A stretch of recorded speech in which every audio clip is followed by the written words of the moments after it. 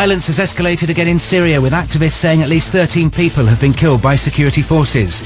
Campaigners say thousands of disabled people will lose money if the government goes ahead with plans to change the disability living allowance. I've got severe Crohn's disease, I've had 7 major operations, a stroke, I've had heart surgery, and I've just found out that I don't qualify now. And Whitney Houston will be laid to rest later after yesterday's emotional funeral service. Perhaps my time seemed all too brief.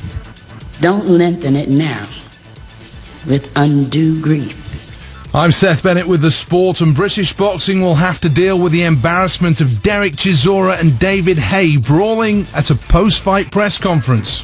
David, do you want to tell me that in my face? Do you want to tell me in my face? I bet on Chisora. Do you want to fight me?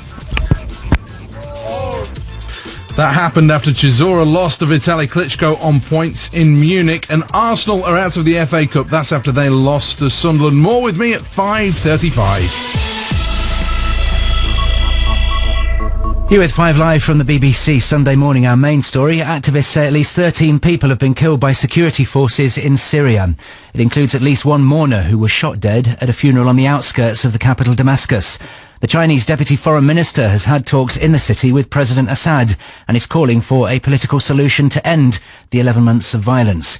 Rania Kisar is an activist originally from Damascus. She left Syria last May and joins us now from Dallas in Texas, where she's working as an activist. Thanks for joining us this morning. What's the latest that you know that's going on there? Yes, hi, good morning. The latest news is that today the first of its kind protests went out in Mezze, which is a town that has a lot of embassies.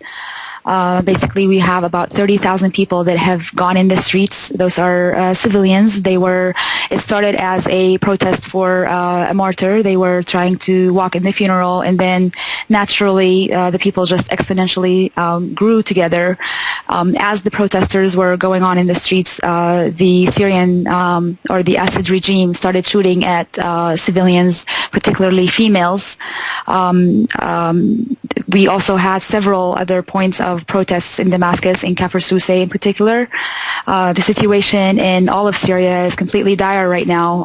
Some of the cities have completely turned into a ghost city because of a barbaric campaign that is being launched on them. Homs is in a dire situation. We have heard from defected military officers that the Syrian regime may be using chemical weapons on the civilians over there. Also in Hama, there's a curfew where people, if somebody is walking in the street after 10 o'clock, they get shot at. There is no electricity, there is no phones, there is no internet connections.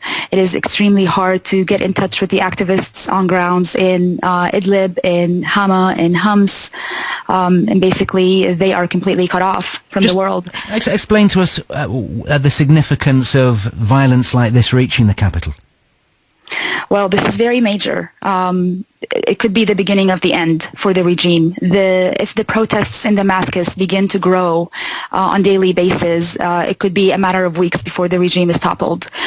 Basically, because we have so many embassies and diplomats and international companies that are residing in Damascus, the regime will probably be weary of shooting at civilians as much as they were in these different cities. So this is very strong, this is very powerful, it is very inspirational. It could mean the beginning of the end, and it could be just a matter of weeks. Damascus is a big place, of course. How widespread have you heard the problem is? Damascus is a big city. There is at least 4 or 6 million people in Damascus. What happened today is absolutely marvelous. 30,000 people going out in the street means a lot. It's probably something that is scaring the regime, simply because there's no way they can oppress that many people in Damascus. There's no way they can oppress it without the international media knowing about it. So this is something great. We're looking forward to more protests from Damascus. And you mentioned there that you reckon women are the victims more so than men. Yes, Nathan. I actually am looking at a YouTube video right now that was just sent to me of females that were being shot at in Mezze today. Now, the Chinese envoy currently in Damascus, as I mentioned there, what effect has that had, do you think? For the activists, for the people that want freedom, for the people that want their dignity back, it means nothing. For the regime, it could be more negotiations, a prolonged time for them to continue. Russia and China, Nathan, have publicly voted against any kind of resolution to stop the Syrian regime from killing their people. So this is something that has nothing to do with us. It has to do with the Assad regime. Basically, friends are visiting each other. For us, that's what it means for us. Right. And it means. Did you think it's a show? I mean, it clearly is a show of support, then, isn't it?